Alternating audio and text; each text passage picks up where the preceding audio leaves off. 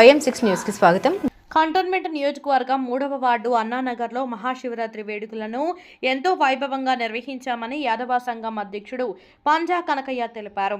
ప్రతి సంవత్సరం మహాశివరాత్రి మరుసటి రోజు శ్రీ మల్లికార్జున యాదవ సంఘం కుర్మా సంఘం ఆధ్వర్యంలో ఏర్పాటు చేసిన అన్నదాన కార్యక్రమాన్ని కమిటీ పెద్దలతో కలిసి అన్నదాన కార్యక్రమాన్ని నిర్వహించడం ఆనవాయితీగా వస్తుందని గొల్లా కుర్మా సంఘం నాయకులు తెలిపారు.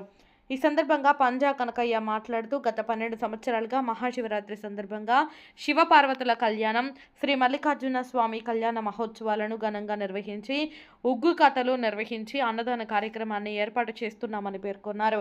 గొల్లా కురుమలందరూ ఐక్యంగా ఉండి ముందుకు సాగాలని కోరారు. గొల్లా కురుమల అభివృద్ధి తమ ధ్యేయమని అన్నారు. ఈ కార్యక్రమంలో యాదవ సంఘం ఉపాధ్యక్షులు గెల్లు సత్తయ్య, కార్యదర్శి ఆవుల కృష్ణమూర్తి, కోశాధికారి మంచాల శ్రీశైలం, కమిటీ సభ్యులు మహేష్ యాదవ్, ఎన్ఎల్ఏష్ ఏ నర్సింగు, కుర్మా సంఘం అధ్యక్షుడు బండారి బాలరాజు, ఉపాధ్యక్షులు బర్మా మల్లయ్య, కార్యదర్శి మల్లెల శ్రీహరి, కమిటీ సభ్యులు చిందం ఆంజనేయులు, మల్లెల మల్లయ్య, కమిటీ సభ్యులు తదితరులు పాల్గొన్నారు.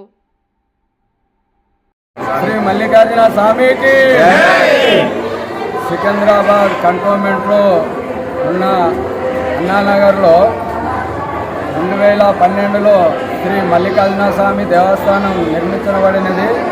అప్పటి నుంచి గొల్ల కుర్మ యాదవ సంఘం కుర్మ సంఘం నుంచి మనిషికి డబ్బులు వేసుకొని మేము దేవస్థానాన్ని కట్టుకున్నాము. అప్పటి నుంచి ప్రతి శివరాత్రికి శివ కళ్యాణం చేయించుకుంటూ శ్రీ మల్లికార్జున స్వామి కళ్యాణం చేయించుకుంటూ ఒగ్గు కథలు చెప్పించుకుంటూ మరి అన్నదానం కూడా చేయిస్తున్నాము.